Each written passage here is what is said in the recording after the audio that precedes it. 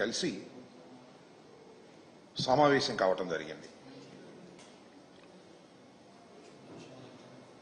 ఈ సమావేశానికి చంద్రబాబు నాయుడు గారే, మన రాష్ట్ర ముఖ్యమంత్రి గారు, మేము వస్తాము, మీతో చర్చిస్తాము అనేటువంటి ఒక లెటర్ను రాస్తే, ఓకే రండి చర్చించండి అని తెలంగాణ ముఖ్యమంత్రి గారు అంగీకరించి ఆహ్వానిస్తే వెళ్లి చర్చలు చేశారు. ఇక్కడ చాలా ప్రశ్నలకు సమాధానం లేనటువంటి సమావేశంగా ఈ ఇద్దరి ముఖ్యమంత్రుల సమావేశం మిగిలినట్టుగా అర్థమవుతా ఉన్నది. ఇంతకుముందు కూడా వైఎస్ఆర్ కాంగ్రెస్ పార్టీకి సంబంధించినటువంటి నాయకులు చాలా మంది మాట్లాడారు. ప్రధానంగా ఈ సమావేశం జరగవలసినటువంటి అవసరం ఎందుకు ఏర్పడింది అనే దాని మీద ఒక వివరణ ఇవ్వలేకపోయారు. ఇంకొక అంశం ఏమిటంటే, ఈ సమావేశానికి మన రాష్ట్ర ముఖ్యమంత్రి గారు ఆయన బృందంతో కలిసి వెళ్లే ముందు అనేకమైనటువంటి లీకులు తెలంగాణ ప్రభుత్వం డిమాండ్ చేస్తుంది కొన్ని అంశాలు అనేది అన్ని మీడియా ఛానల్లో విపరీతంగా ప్రచారమైంది. ఇప్పుడు కూడా ప్రచారం అవుతా ఉన్నది. ఈ ప్రచారం అవుతున్నటువంటి అంశాల మీద సమావేశం ముగిసిన తర్వాత తెలంగాణ ఉప ముఖ్యమంత్రి గారు, తెలంగాణ మంత్రులు, ఆంధ్ర రాష్ట్ర మంత్రులు ఒక సమావేశం ఏర్పాటు చేశారు. ఆ సమావేశంలో మీడియా ప్రతినిధులు ఇదే ప్రశ్నలు అడిగితే వాటికి సమాధానం చెప్పుకోకుండా దాటవేశారు. ఇది మరింత అనుమానాలకు తావు చూస్తున్నటువంటి అంశం. అసలు జనరల్గా ఇద్దరు ముఖ్యమంత్రులు మాట్లాడుకున్నారు అంటే ఆ ఇద్దరు ముఖ్యమంత్రులు మీడియా ముందుకు వచ్చి మాట్లాడతారని అందరూ ఎదురు చూశారు. చంద్రబాబు నాయుడు గారు, రేవంత్ రెడ్డి గారు ఉమ్మడి మీటింగ్ జరిగింది కాబట్టి వారిద్దరూ ఉమ్మడిగా మీడియా ముందుకు వచ్చి వివరణ ఇస్తారని అందరూ ఎదురు చూశారు. వాళ్ళు రాలేదు. మంత్రివర్గ సభ్యులు ఇచ్చారు. వారు కూడా ప్రశ్నలకు సమాధానం చెప్పుకోకుండా ఏదో రెండు మాటలు అట్లా మాట్లాడి ముక్తసరిగా మాట్లాడి వెళ్లిపోయినటువంటి సందర్భాలు ఉన్నాయి. ఇది చాలా దురదృష్టకరమైనటువంటి పరిణామంగా వైఎస్ఆర్ కాంగ్రెస్ పార్టీ భావిస్తుంది. రాష్ట్రంలో అనేక మంది కూడా ఇదే విధంగా భావిస్తున్నారనేది మా అభిప్రాయం. ఎందుకనంటే రాష్ట్రం విడిపోయి 10 సంవత్సరాలు పూర్తయింది. ఆంధ్రప్రదేశ్ 2 రాష్ట్రాలుగా విభజన జరిగినప్పుడు ఏపీకి, మన రాష్ట్రానికి అనేకమైనటువంటి సమస్యలు అపరిష్కృతంగా మిగిలిపోయాయని, దానివల్ల మనకు తీవ్రమైన నష్టం జరుగుతుందనేటువంటి అభిప్రాయం ఈవెన్ చంద్రబాబు నాయుడు గారు కూడా చాలా సందర్భాల్లో చెప్పారు. రాష్ట్రం విడిపోయినప్పుడు మొదటిగా ముఖ్యమంత్రి అయింది నారా చంద్రబాబు నాయుడు గారు. 5 సంవత్సరాలు ఈ రాష్ట్రాన్ని పరిపాలన చేశారు. 10 సంవత్సరాలు హైదరాబాద్ ఉమ్మడి రాజధానిగా ఉండేటటువంటి వెసులుబాటును ఆ రోజు రాష్ట్ర విభజన జరిగినప్పుడు చట్టంలో పెట్టారు. ఎందుకనంటే రాజధాని లేని రాష్ట్రం కాబట్టి. ఇన్ఫ్రాస్ట్రక్చర్ ఏర్పడిన తర్వాత 10 సంవత్సరాలు ఇన్ఫ్రాస్ట్రక్చర్ పూర్తి చేసుకొని అప్పుడు హైదరాబాద్ నుంచి తరలి వెళ్ళిపోతారు అనేటువంటి భావనతో ఆ ప్రొవిజన్ పెట్టారు. ఆ అవకాశాన్ని మనకిచ్చారు విడిపోయినటువంటి రాష్ట్రంగా.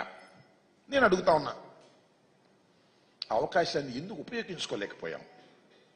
5 సంవత్సరాలు ఈ రాష్ట్రాన్ని పరిపాలన చేసినటువంటి నారా చంద్రబాబు నాయుడు గారు అవకాశాన్ని ఉపయోగించుకోకుండా ఎందుకు పారిపోయి వచ్చారు అనేది ఇక్కడ ప్రశ్న అని అడుగుతా ఉన్నా. ఎందుకంటే ఈ సందర్భంలో చెప్పవలసినటువంటి బాధ్యత, గుర్తు చేయవలసిన బాధ్యత మాకుంది.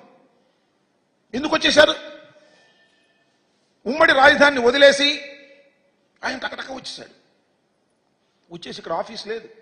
ఆయనే చెప్తున్నాడు చాలా సందర్భాల్లో, బస్సులో ఉండి పరిపాలన చేశాను అని. ఎందుకు బస్సులో ఉండి పరిపాలన చేయవలసిన పరిస్థితి ఎందుకు ఏర్పడింది?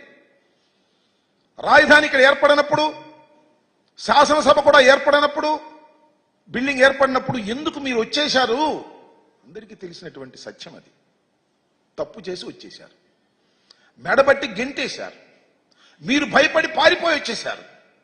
తీరని ద్రోహం చేశారు ఈ ఆంధ్రప్రదేశ్కి మీరు మొదటిగా అనే విషయాన్ని ఈ సందర్భంలో నేను గుర్తు చేస్తున్నాను. 10 సంవత్సరాల పాటు ఉమ్మడి రాజధానిగా ఉండవలసినటువంటి హైదరాబాద్ను వదిలి 9th షెడ్యూల్లోనూ 10th షెడ్యూల్లోనూ ఉన్నటువంటి విభజన చట్టంలో ఉన్నటువంటి ఆస్తులను పంపకం చేసుకోకుండా, బేరసాలలు ఆడుకోకుండా, చర్చలు జరుపుకోకుండా పారిపోయి వచ్చి నూతనంగా ఏర్పడినటువంటి ఆంధ్రప్రదేశ్కి ప్రథమ ద్రోహం చేసిన వ్యక్తి నారా చంద్రబాబు నాయుడు గారు. అవునా కాదా ఆలోచన చేయమని మనం చేస్తున్నా. 5 సంవత్సరాలు పరిపాలన చేశారు. ఏం సాధించారు మీరు? అన్ని ఆఫీసులు ఖాళీ చేసి వచ్చేసారు. ఈ ఆఫీసులు మీరు అడగలేదు. అడక్కపోగా జీహూజురని సలాం పెట్టేసి వచ్చేసి ఇక్కడ తాత్కాలికమైనటువంటి సెక్రటేరియట్ కట్టారు, తాత్కాలికమైనటువంటి అసెంబ్లీ కట్టారు, తాత్కాలికమైనటువంటి హైకోర్టు కట్టారు. ఎందుకు తాత్కాలికంగా కట్టాలి? 10 సంవత్సరాలు నీకు టైం ఉంటే.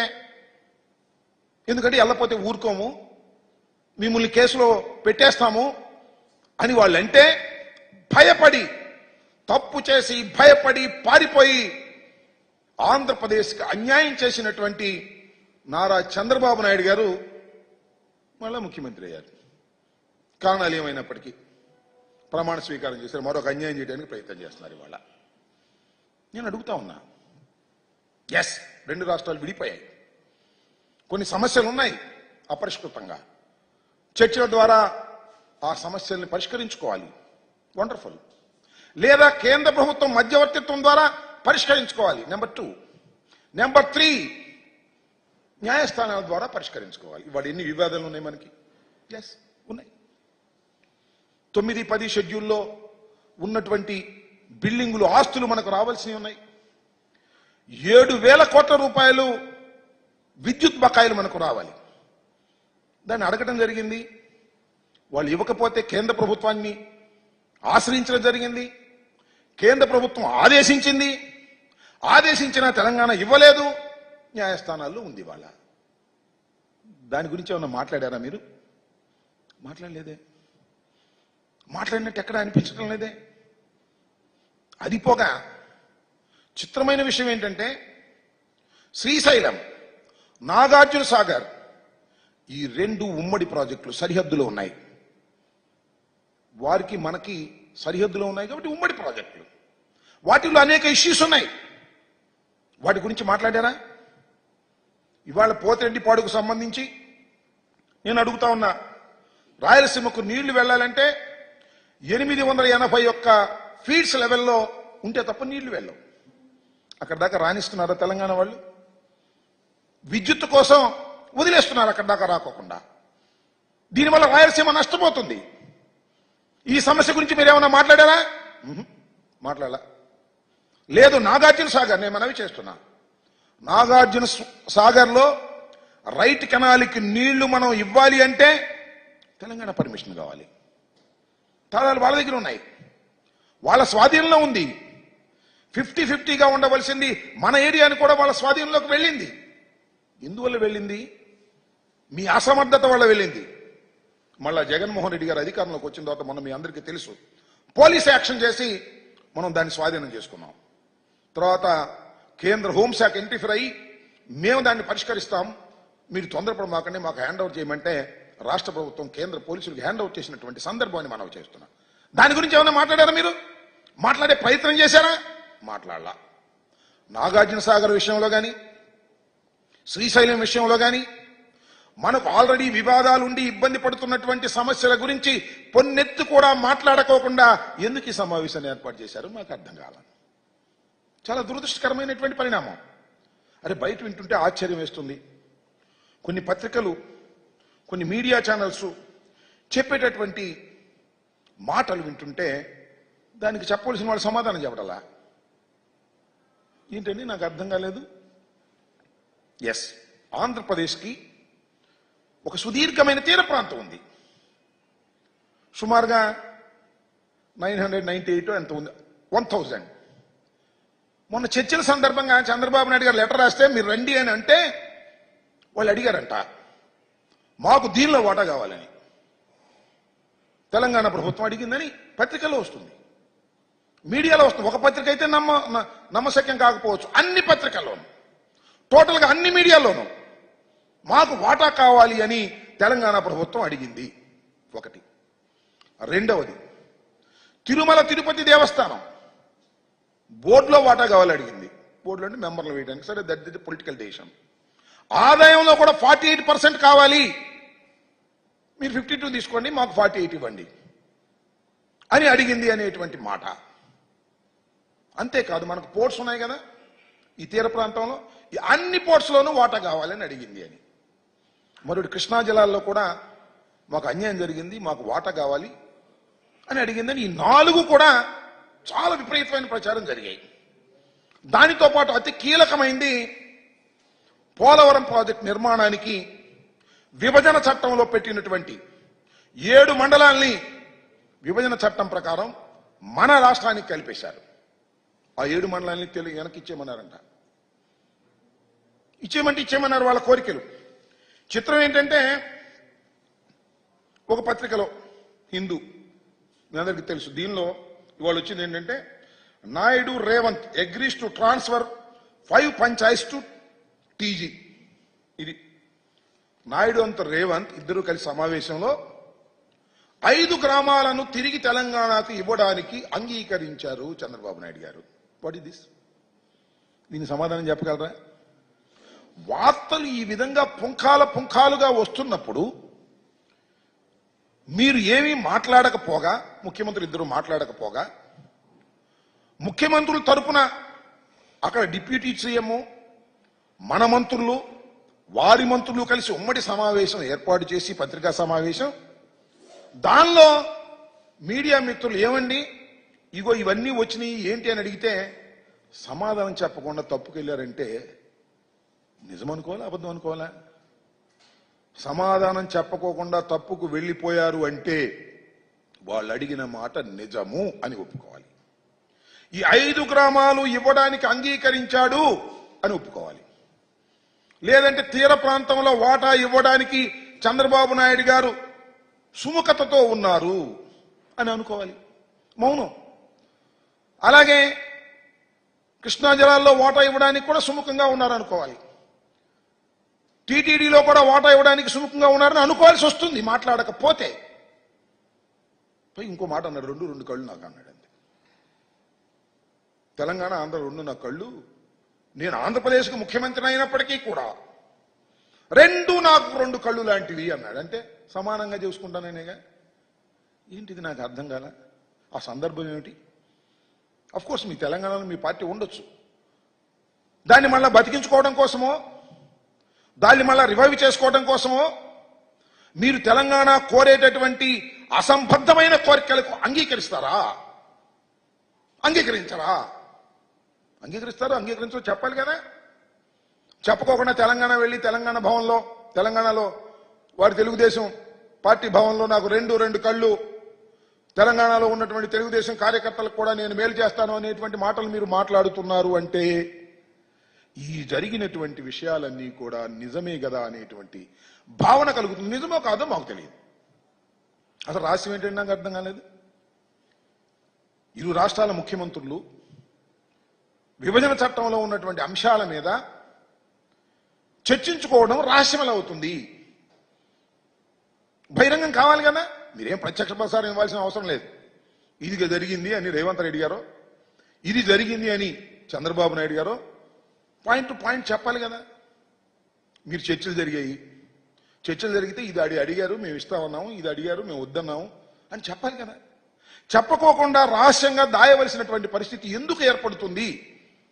దీన్ని ఆలోచించవలసినటువంటి అవసరం ఉందని మనవి చేస్తున్నా. దాంతోపాటు చంద్రబాబు నాయుడు గారు నాకు 2 సమానమే. చంద్రబాబు నాయుడు గారు, మీరు ఆంధ్రప్రదేశ్కి ముఖ్యమంత్రి మర్చిపోవద్దు.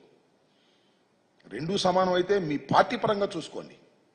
కానీ ముఖ్యమంత్రిగా ఉండి తెలంగాణ కూడా నాకు సమానం అనేటువంటి పద్ధతుల్లో మీరు మాట్లాడుతున్నారంటే ఏదో ద్రోహాన్ని ఆంధ్ర రాష్ట్ర ప్రజలకు మీరు చెయ్యబోతున్నారు అనే నిర్ధారణకి వాళ్ళ ప్రజలు, మేధావులు వచ్చేటటువంటి పరిస్థితి ఉంది. కాబట్టి మీరు సమాధానం చెప్పండి. ఈ ప్రశ్నలకు సమాధానం వాలంటరీగా చెప్పాలి. లేదా మేము అడుగుతున్నాం చెప్పండి. చెప్పం మేము మేము కామ్గా ఉంటామంటే మీరు మా ఇష్టం వచ్చింది అనుకోవాలి, జనం ఇష్టం వచ్చింది అనుకోవాలి. ఈ హిందూలో రాసింది నిజం అనుకోవాలి, మీడియాలో వస్తున్నటువంటి వార్తలన్నీ నిజమని అనుకోవలసినటువంటి అవసరం ఉంటుంది. మౌనం అర్థాంగీకారం అన్నారు. ఈయన అడిగినా చెప్పట్లేదంటే ఫుల్ అంగీకారంగా భావించవలసి ఉంటుంది అనేది మీరు గ్రహించాలి. ఇది సరైనటువంటి విధానం కాదు. అఫ్ కోర్స్ మీరు మంచి ఉత్సాహంగా ఉన్నారు, గెలిచారు కాబట్టి. తెలంగాణకి వెళ్ళి మీరు ఏదో ప్రదర్శన చేయాలని, ఊరేగింపు చేయాలనో, రేవంత్ రెడ్డిని కలవాలనో అనుకోవచ్చు. రేవంత్ రెడ్డి గారు మీ శిష్యుడో గురువో మాకు తెలియదు, కానీ మీకు ఆ చనువు ఉంది కాబట్టి ఏదో సాధిస్తారని చాలా మంది అనుకున్నారు. సాధించకపోగా మీరు వదిలేసి మన హక్కుల్ని వదిలేసేటువంటి పరిస్థితి వస్తుంది అనేది ఇవాళ భయపడుతున్నటువంటి అంశమని ఈ సందర్భంగా నేను చెప్పదలుచుకున్నాను. ఇంకొక అంశం ఏంటంటే Polavaram it's very very important thing.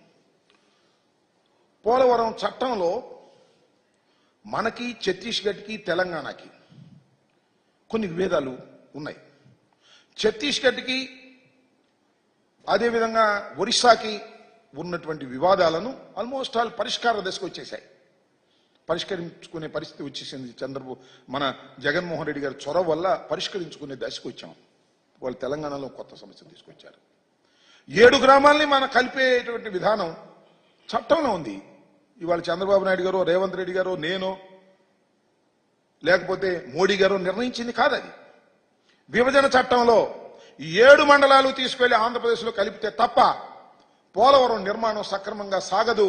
ఇది ముంపుకు గురయ్యేటువంటి ప్రాంతాలు. అవి ఒక ప్రాంతంలో ఉంటే ఘర్షణలు వస్తాయి లేదా విభేదాలు వస్తాయని కలిపేశారు. వాడిని అడుగుతున్నారంట వాళ్ళు. ఇది అడగటం తప్పో రైటో చెప్పాలి కదా. అంటే మీరు ఏమనుకుంటున్నారు? పోలవరాన్ని కట్టకూడదని అనుకుంటున్నారు అనేటువంటి భావన కలుగుతా ఉంది. ఎందుకంటే ఒకటి, వాళ్ళు అడుగుతున్నారు, మేము ఇస్తాం అనేటువంటి మాట వాళ్ళు మాట్లాడుతున్నారు. చాలా ద్రోహం అని చెప్పి ఈ సందర్భంగా నేను మనవి చేస్తున్నా. చంద్రబాబు నాయుడు గారి కంఠం పెద్దది కావచ్చు, చంద్రబాబు నాయుడు గారిని సపోర్ట్ చేసేటటువంటి పత్రికలు విరివిగా ఉండవచ్చు, మీడియాలో ఆయన ఎక్కువగా చెప్పవచ్చు, కానీ పోలవరానికి ద్రోహం చేసేటటువంటి కార్యక్రమం నారా చంద్రబాబు నాయుడు గారు చేస్తున్నారు అని మరొక్కసారి ఈ సందర్భంగా చెప్పదలుచుకున్నాను, మనవి చేస్తున్నా.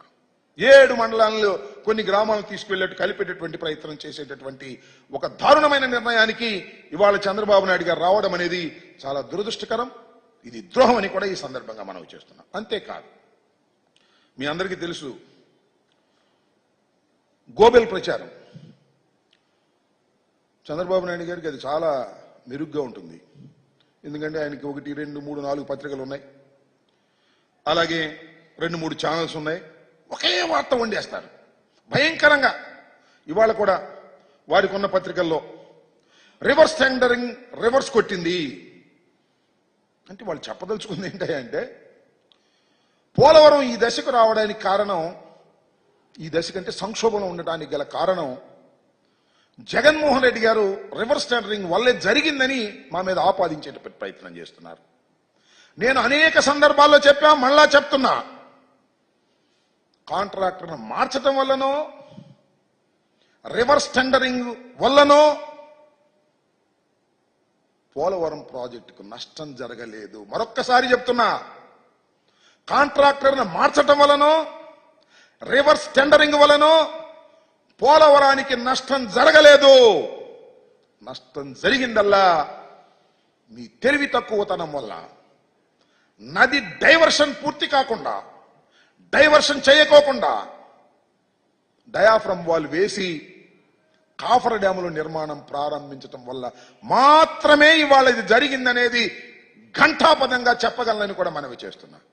ఆ తప్పును కప్పిపుచ్చుకోవడం కోసం రివర్స్ టెండరింగ్, కాంట్రాక్టర్ను మార్చారు, అందువల్లనే జరిగింది అనేటువంటి మాట మాట్లాడుతున్నారు. పదే పదే పదే మాట్లాడటంతో ఏమో అనేటువంటి భావన ప్రజల్లో కలిగే విధంగా నేను ఇంతకు ముందు అనేక సందర్భాల్లో ఎక్స్ప్లెయిన్ చేశా, డయాగ్రామ్ వేసి కూడా ఎక్స్ప్లెయిన్ చేశా. నేను మనవి చేస్తున్నా, దీనివల్ల కాదు, చంద్రబాబు నాయుడు గారు 2019లో త్వరితగతిన పూర్తి చేసి ఎన్నికలకు వెళ్ళాలి అనేటువంటి తాపత్రయంతో ప్రోటోకాల్ లేకోకుండా, నది డైవర్షన్ పూర్తి కాకోకుండా నది మధ్యలో కాఫర్ డ్యాములు వేసేటటువంటి ప్రయత్నం చేయటం వల్ల మాత్రమే ఈ తీవ్రమైనటువంటి నష్టం జరిగింది. ఇవాళ నష్టం జరగడానికి ప్రధానమైన కారణం చంద్రబాబు నాయుడు గారు వారి ప్రభుత్వం 5 సంవత్సరాలు చేసినటువంటి విధానం అని కూడా ఈ సందర్భంగా నేను చెప్పదలుచుకున్నాను. పోలవరం మీద చంద్రబాబు నాయుడు గారికి చిత్తశుద్ధి లేనే లేదు.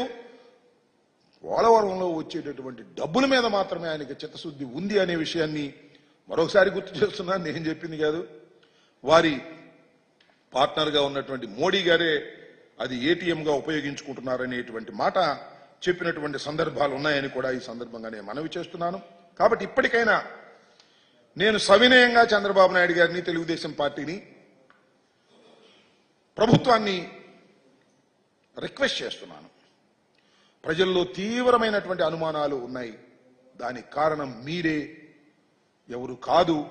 మీరే ఒక లెటర్ రాసి ఆహ్వానింపజేసుకొని మీరే వెళ్ళడం, మీరే మాట్లాడడం, మీరు మాట్లాడిన తర్వాత ఏమో వారు మాట్లాడక ముందే చాలా లీకులు ఇవ్వడం, ఇందాక నేను చెప్పినటువంటి అనేక అనుమానాలు తెలుగు రాష్ట్ర ప్రజల్లో, ముఖ్యంగా ఆంధ్రప్రదేశ్లో ప్రజల్లో తీవ్రమైన నష్టాన్ని చేసేటటువంటి డిమాండ్స్ వారు పెట్టారని, మీరు కొన్ని డిమాండ్స్ను అంగీకరించారనేటువంటి మాటలు పత్రికల్లో వస్తున్నాయి. దీనికి క్లారిఫికేషన్ ఇచ్చుకోవడం మీకు మంచిదని మనవి చేస్తున్నాం. మాకు కాదు, మీకు మంచిది. లేకపోతే మీరు నష్టం చేస్తున్నారు రాష్ట్రానికి అనేటువంటి భావన, రెండు కళ్ళు కాబట్టి రెండింటినీ సమానంగా చూసుకుంటున్నారు, అవసరమైతే మన రాష్ట్రంలో ఉన్న కొన్ని హక్కుల్ని వారి రాష్ట్రానికి ఇస్తారు అనేటువంటి భావన కలిగేటటువంటి అవకాశం ఉన్నది. కాబట్టి సత్వరమే మీరు సమాధానం చెప్పండి. మీరు సమాధానం చెప్పకపోతే ఎవరు అనుకోవాల్సింది వాడు అనుకుంటారు. తీవ్రంగా మీకే నష్టం ఈ ప్రభుత్వానికి జరుగుతుంది, రాష్ట్రానికి జరుగుతుందని కూడా ఈ సందర్భంగా నేను చెప్పదలుచుకున్నాను. కమిటీ వేశారు. అదేదో పూర్వం ఏదో సినిమా మన టీవీలో వచ్చేది ఋతురాగాలని సీరియల్, ఎన్ని సంవత్సరాలు నడిచిందో అన్ని సంవత్సరాలు నడిచింది. ఈ కమిటీలు కూడా అన్ని సంవత్సరాలు నడుస్తుంది. నేను ఒక మాట చెప్తా. ఆల్రెడీ జగన్మోహన్ రెడ్డి గారు మాట్లాడటం, కేంద్రంతో సిఎస్లతో మీటింగ్ వేయటం, బేడీతో ఒక కమిటీని వేయటం, కొంతవరకు ముందుకు వెళ్ళినాయి. మళ్ళీ వెనకొచ్చారు. మళ్ళీ రేవంత్ రెడ్డి, చంద్రబాబు నాయుడు గారు కూర్చొని మాట్లాడుకోవడం, ఏం జరిగిందో ఎవరికి చెప్పకుండా పారిపోయి రావడం. This is not at all correct. ప్రజాస్వామ్యంలో ఇది కరెక్ట్ కాదు. ఒక ముఖ్యమంత్రిగా మీరు చేస్తున్నది కూడా కరెక్ట్ కాదు అనే విషయాన్ని దయచేసి అర్థం చేసుకోండి. నేను మనవి చేస్తున్నా, ఎమ్మటే క్లారిఫికేషన్ ఇవ్వడం మీకు మంచిది, ప్రజలకు మంచిది. లేదు మా ఇష్టం, మాకు సాగుతుంది, మేము చెప్పాల్సిన అవసరం లేదు, అవసరమైతే తిరుపతి గుడిలో కూడా ఇచ్చేసేస్తాం, దైవాన్ని కూడా ఇచ్చేస్తాం, లేదా తీర ప్రాంతంలో కూడా ఇస్తాం, మాకు రెండు కళ్ళు, మా రెండు సమానమే, మా తెలుగుదేశం పార్టీ కూడా అక్కడ ఉంది కాబట్టి రాబోయే కాలంలో తెలుగుదేశం బాగా పెరగాలంటే మనం కొంత ఇస్తామంటే ఉపయోగం జరిగిద్దని పిచ్చి ఆలోచనలు చేశారా? ఎక్కడనే పోతారు. అది ఆలోచించుకోమని ఈ సందర్భంగా నేను చెప్పదలుచుకున్నాను.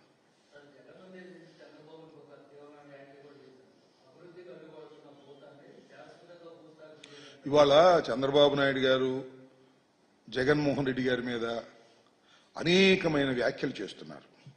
నేను ఇంతకు ముందు కూడా చెప్పా, వ్యక్తిగత హననాన్ని చేసేటటువంటి ప్రయత్నం చేస్తున్నారు. అంటే కారణం ఏంటంటే జగన్మోహన్ రెడ్డి గారు మళ్ళా విజృంభిస్తారు, ఆయనకి ప్రజాదరణ బాగుంది అనేటువంటి ఒక భయంతో చేస్తున్నటువంటి ఈ ఆరోపణలు తప్ప దానిలో నిజాలు లేవు. మేము ఓడిపోయి ఉన్నాం, ఆయన గెలిచున్నాడు కాబట్టి ఏయో చెప్తాడు. ఆయన చెప్పే మాటలన్నీ పెద్దగా పట్టించుకోవాల్సిన అవసరం లేదు. రాబోయే కాలంలో చూస్తాం. ఇచ్చినటువంటి వాగ్దానాలను నెరవేర్చకపోతే సామాన్యుడు గొంతుకై జగన్మోహన్ రెడ్డి గారు విజృంభిస్తారనే విషయాన్ని కూడా నేను మనవి చేస్తున్నా. మీరు చేసిన ప్రతి వాగ్దానాన్ని నిలబెట్టుకున్న రోజునే మీరు మీ పార్టీ మనుగడ సాధిస్తుంది, లేకపోతే మనుగడ సాధించదు. ఇది వాస్తవ రూపం, ఇది రాబోయే కాలం అని చెప్తున్నా.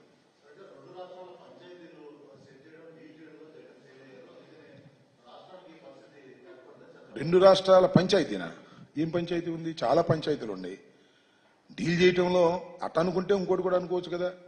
చంద్రబాబు నాయుడు గారు 5 సంవత్సరాల్లో డీల్ చేయడంలో ఫెయిల్ అయితేనే కదా మళ్ళీ జగన్మోహన్ రెడ్డి గారి దగ్గరికి వచ్చింది. సో ఇది ఏం జరిగిద్దంటే, నేను ఒకటి చాలా స్పష్టంగా చెప్పదలుచుకున్నా, కొన్ని విషయాలు ఖచ్చితంగా చాలా సీనియర్ అడ్మినిస్ట్రేటర్, చాలా అనుభవం ఉన్న వ్యక్తి, కేంద్రంలో చక్రం తిప్పినటువంటి వ్యక్తి, భారతదేశంలోని సీనియర్ పొలిటీషియన్ అయినటువంటి నారా చంద్రబాబు నాయుడు గారు, ఇవన్నీ ఆయన చెప్పుకుని నేనేం చెప్పేవి కాదు, అట్టర్ ఫెయిల్యూర్ వలన ఈ సమస్య వచ్చిందని మనవి చేస్తున్నాం.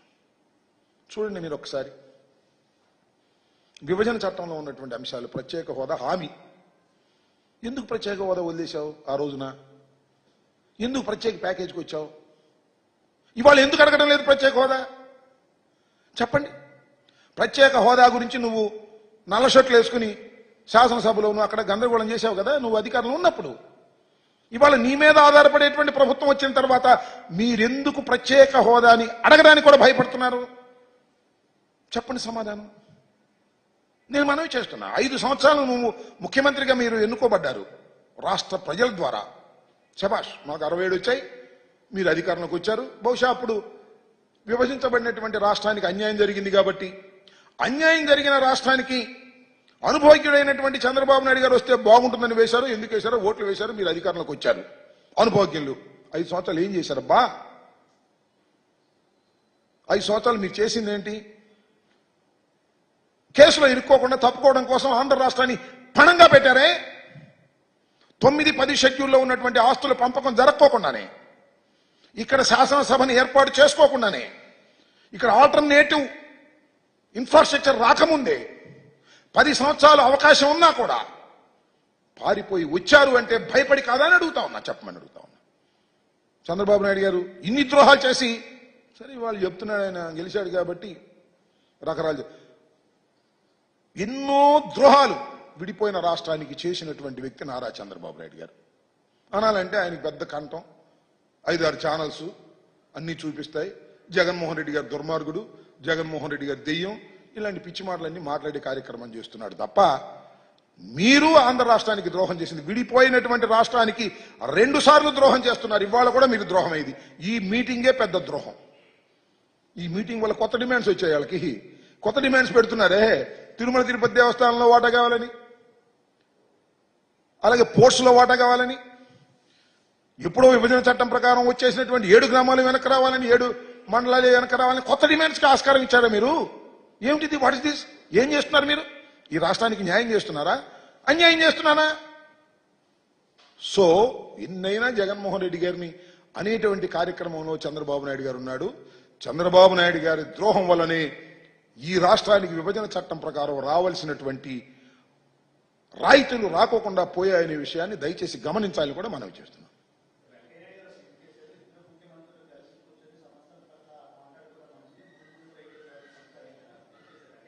ఏమన్నారు? వెంకయ్యనాయుడు గారు శభాష్, నేను కాదంటలా. 2 ముఖ్యమంత్రులు కలుసుకోవడం, 2 ముఖ్యమంత్రులు చర్చించుకోవడం తప్పని ఎవరన్నారు? చర్చించుకున్న విషయాలను బహిర్గతం చేయకోకుండా రహస్యంగా అట్టిపెట్టడం ధర్మమా? చెప్పాలి కదా ఏదో ఒకటి. మేము ఈ అంశాల గురించి చర్చించుకున్నాం, ఈ అంశాల మీద మేము ఏకాభిప్రాయానికి వచ్చాం, ఈ అంశాలు ఏకాభిప్రాయం రాకపోవడం వల్ల కమిటీ వేశాం అని చెప్పాలి కదా. ఎందుకు చెప్పడం లేదు? ఎందుకు దాస్తున్నారు? రాసి మీటింగా? మీ వ్యక్తిగత ఏజెండాలు ఏమైనా మాట్లాడుకున్నారా ఏంటి? మరి కారణం చెప్పాలిగా. డిస్క్లోజ్ ఇట్ అని అడుగుతా ఉన్నా. శభాష్, 2 ముఖ్యమంత్రులు రేవంత్ రెడ్డి గారు మన అలాగే చంద్రబాబు నాయుడు గారు కలుసుకోవడం, చర్చించుకోవడం శభాష్, మాకేం అభ్యంతరం లేదు. ఏం చర్చించుకున్నారు చెప్పాలి కదా. చెప్పడం లేదంటే అది పవిత్రమైనటువంటి సమావేశం ఎలా అవుతుంది అనేది నా పాయింట్. వెంకయ్యనాయుడు గారు చెప్పినట్టుగా నేను I'm also accepting, everybody accepting. 2 రాష్ట్రాలు పక్కపక్కన ఉన్న రాష్ట్రాలు కూర్చుని మాట్లాడుకుంటే తప్పే ఉంది? ఏం తప్పలేదు.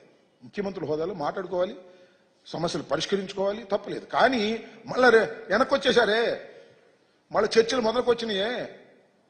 కొన్ని కోర్టుల్లో ఉన్నాయి అంశాలు, కొన్ని షీలాబేడి కమిటీ వేశారే, ఇంత పురోగతి సాధించామే. మీకు ఇంకో విషయం చెప్తున్నా, పోలవరం విషయంలో ఛత్తీస్గఢ్ అలాగే ఒరిస్సాకి ఉన్నటువంటి ఇష్యూస్ని వీఆర్ సెటిలింగ్ అవుట్. నేను ఇంకోటి కూడా మనవి చేస్తున్నా, ఈవెన్ సిడబ్ల్యూసి కోర్టులో, సెంట్రల్ వాటర్ కమిషన్ కోర్టులో అఫిడవిట్ ఇచ్చింది. ఏమని? పోలవరం వల్ల ఒరిస్సాకి ఛత్తీస్గఢ్కి ముప్పు రాదు అని క్లియర్గా ఇచ్చేశారు. అట్ ది సేమ్ టైం ఇంకోటి కూడా అడుగుతా ఉన్నా, మీకు గుర్తుందా లేదా? తెలంగాణ మంత్రులు మాట్లాడారు ఇంతకు ముందు, పోలవరం 51.72 లెవెల్కి పెరిగితే భద్రాచలం మునిగిపోద్ది అన్నారు, విచ్ ఈజ్ నాట్ కరెక్ట్. దాని గురించి ఏమైనా చర్చించారా మీరు? మీరు 51.72 లెవెల్కి వాటర్ నింపడానికి వీల్లేదు, పోలవరంలో ప్రాజెక్టు పూర్తి కావడానికి వీల్లేదు అని తెలంగాణ వాదులు, తెలంగాణ ప్రభుత్వం పూర్వం వాదించింది. అవునా కదా?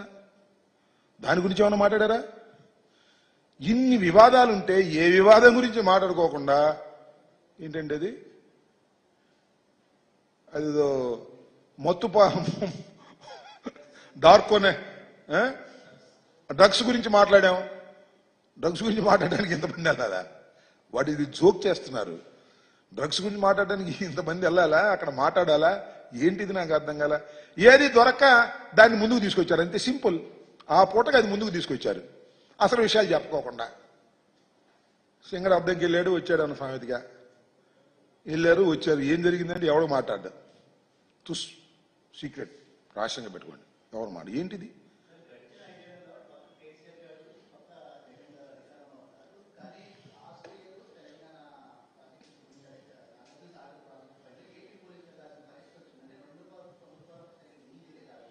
నో నో నో ఇక్కడ అక్కడ మీకు మనవి చేస్తున్నా, నాగార్జున సాగర్లో రైట్ కెనాల్కి అంటే మన వైపుకి నీళ్లు వదలాలి అంటే ఏం చేయాలంటే ప్రొసీజరు, ఇంతకుముందు ఉన్న ప్రొసీజరు. తెలంగాణ వాళ్ళ దగ్గర తాళాలు ఉంటాయి, మనం తెలంగాణ వాళ్ళని అడగాలి, తెలంగాణ వాళ్ళు వచ్చి తాళాలు తీయాలి. తాళాలు తీస్తే అప్పుడు రైట్ కెనాల్కి నీళ్లు వదులుతాం. అంటే మన భాగంలో ఉన్నటువంటి మన రైట్ కెనాల్కి నీళ్లు వదలాలి అంటే వాళ్ళు పర్మిషన్ ఇవ్వాలి. వాళ్ళ వైపు ఉన్న కెనాల్కి నీళ్లు ఇవ్వాలంటే మన పర్మిషన్ అవసరంలా. ఇది అక్కడ ఉన్న ఒరిజినల్ సిచ్యుయేషన్. అంటే మీరు ఒకటే గుర్తుపెట్టుకుని, నాగార్జున సాగర్లో సగభాగం మనది, సగభాగం వాళ్ళది, మధ్య గీస్తే. దాన్ని అలా ఉన్నదాన్ని అలాగే ఉంది. ఎందువల్ల ఉంది? చంద్రబాబు నాయుడు గారు అడగలేక, డిమాండ్ చేయలేక. మీకు గుర్తుందా, చంద్రబాబు నాయుడు గారి టైంలో ఒకసారి పోలీసులు ఇలాగే వెళ్ళారు యాక్షన్కి వెళ్తే మన వెనక్కి తిరిగి వచ్చారు.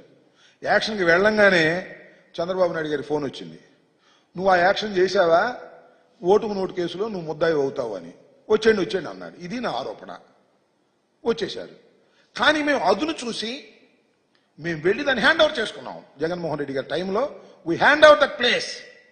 అప్పుడు కేంద్ర హోంశాఖ ఇంటర్ఫియర్ అయ్యింది. మీరు పోలీసులు ఆ పోలీసులు కొట్టుకోవడం బాగోలేదు, మేము సెంట్రల్ ఫోర్స్ని పెడతాం, ఆ సమస్యను మేము పరిష్కరిస్తాం అంటే సెంట్రల్ ఫోర్స్కి ఇచ్చారు జగన్మోహన్ రెడ్డి గారు. ఇప్పుడు నాగార్జున సాగర్లో సెంట్రల్ ఫోర్స్ ఉంటుంది. అంతకు ముందు తెలంగాణ ఫోర్స్ ఉండేది మన వైపున కూడా, ఇప్పుడు సెంట్రల్ ఫోర్స్ వచ్చింది. దానికి కారణం జగన్మోహన్ రెడ్డి గారు. ఇవాళ మనకి తాళాలు కావాలి అంటే తెలంగాణ అవసరం లేదు, అడగాల్సిన అవసరం లేదు, సెంట్రల్ గవర్నమెంట్ అడిగి తాళాలు తీసుకుంటాం. ఇది మధ్యవర్తి. ఇంకా సమస్య పరిష్కారం కాలేదు. ఈ సమస్య ఏమైనా డిస్కస్ చేశామా పరిష్కారానికి? అది లేదు. ఏం చేశామంటే ఏమి లేదు. డ్రగ్స్ గురించి మాట్లాడాం. డ్రగ్స్ గురించి మాట్లాడడానికి ఇంతమంది ఎందుకు వెళ్ళాలి ప్రగతి భవన్కి, ఎందుకు భోజనం చేయాలి, అక్కడ గందరగోళం చేయాలి, ఇద్దరు ముఖ్యమంత్రులు మాట్లాడుకోవాలి, ఏంది ఇది అంత పెద్ద సమస్య ఇది? So they are playing a drama. ఏదో ఉంది, ఎక్కడో ఏదో ఉంది అనేటువంటి భావన కలుగుతున్న మాట వాస్తవం. దీనికి మరొక్కసారి నేను రిక్వెస్ట్ చేస్తున్నాను, తక్షణమే సమాధానం చెప్పండి. చెప్పకపోతే మీరు అనుభవిస్తారని కూడా ఈ సందర్భంగా చెప్పదలుచుకున్నాను.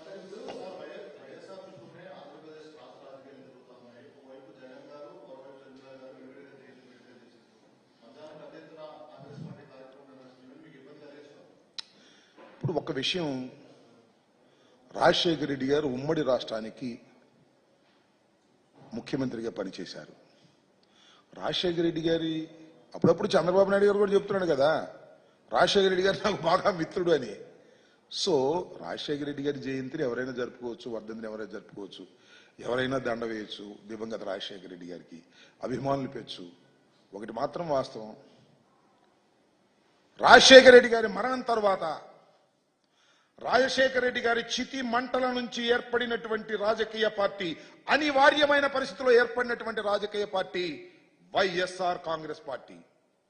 ఎన్ని కుట్రలు కుతంత్రాలు చేసినా వైఎస్ఆర్ కాంగ్రెస్ పార్టీని ఎవ్వరూ ఏమీ చేయలేరు.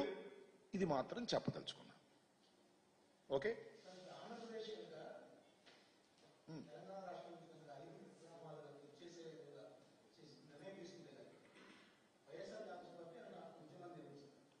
ఉద్యమాల అవసరం మనం చూద్దాం, విల్ సీ. 5 గ్రామాలని నేను ఇంకోటి చెప్తున్నా, 5 గ్రామాలని కానీ 7 మండలాలను కానీ విభజన చట్టంలో ఉన్నటువంటి అంశాలు అంటే అర్థం ఏంటి? విభజన చట్టాన్ని మళ్ళా సవరించాలి. ఇది చంద్రబాబు నాయుడు గారికి తెలుసు, మీకన్నా నాకన్నా ఎక్కువ. విభజన చట్టాన్ని మళ్ళా సవరించే పరిస్థితులు తీసుకురాగలుగుతాడా చంద్రబాబు నాయుడు గారు? ఆలోచించుకోవాలి. ఇవన్నీ కూడా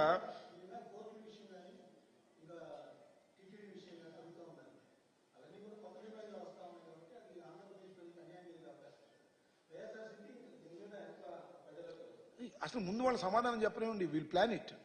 ఒకటి మాత్రం వాస్తవం, 7 మండలాల నుంచి ఏ మాత్రం అటు పంపించినా, 30 గ్రామాలు అవన్నీ కూడా ముప్పుకు గురై పంపించినా డిస్ప్యూట్ విల్ రైజ్. పోలవరం ముందుకు వెళ్ళదు. ఇప్పటికే ఒరిస్సా ఛత్తీస్గఢ్తో మనం ఇబ్బంది పడుతున్నాం. చాలా అంశాలు ఉన్నాయి. అన్నిటికన్నా మించినటువంటి అంశాలు జల వివాదాలు. పోలవరం వివాదం ఉంది, ఎందుకంటే 51.72 వెళ్తే మా భద్రాచలం మునిగిపోద్ది అనేటువంటి మాటలు మాట్లాడుతున్నారు వాళ్ళు, విచ్ ఇస్ నాట్ కరెక్ట్. అలాగే తెలంగాణకు మన శ్రీశైలానికి సంబంధించి ఇష్యూ ఉంది. పోతిరెడ్డిపాడుకు నీళ్లు వెళ్ళకోకుండా వాళ్ళు జల విద్యుత్తుకు వదిలేస్తున్నారు. అవసరం లేకపోతే జల విద్యుత్తుకు వదిలేస్తున్నారు. వాళ్ళకి విద్యుత్ సరఫరా కోసం లెవెల్ రానియట్లేదు. ఇలాంటి చాలా ఇష్యూస్ ఉన్నాయి. మ్యూచువల్గా సెటిల్ చేసుకోవాల్సిన అంశాలు ఉన్నాయి. మాట్లాడుకోవాలి, చర్చించుకోవాలి, తప్పలేదు. ఇవేం మాట్లాడుకోకుండా తిరుపతిలో వాటా ఇద్దామా వద్దా, కోస్ట్లో వాటా ఇద్దామా వద్దా, పోలవరంకి వచ్చినటువంటి 7 మండలాల్లో కొన్ని గ్రామాలు ఇచ్చేద్దాం వద్దా, ఈ చర్చ జరుగుతున్నట్టే కొద్ది భయం వేస్తున్నటువంటి అంశం ఇది. ఆందోళన చెందవలసినటువంటి అంశం ఇది. ముఖ్యంగా తెలుగు రాష్ట్ర ప్రజలు, ముఖ్యంగా ఆంధ్రప్రదేశ్ ప్రజలు ఆందోళన చెందుతున్నటువంటి అంశాలు ఇవి. వీటికి you have to give a clarification. ఇవ్వకపోతే తప్పు చేసిన వాళ్ళు అవుతారు, అంతే. రైట్.